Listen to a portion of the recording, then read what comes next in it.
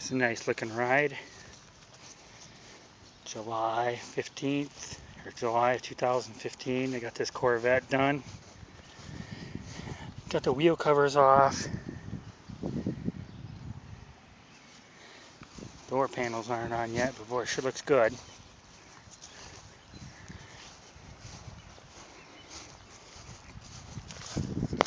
Pop the hood.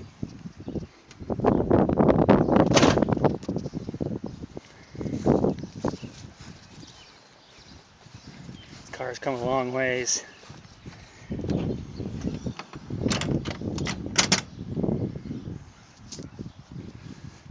$265. This is a numbers matching car. Original motor.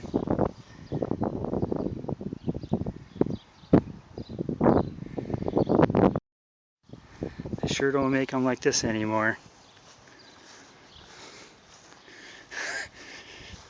Just gonna start driving it. It's got 32,000 miles.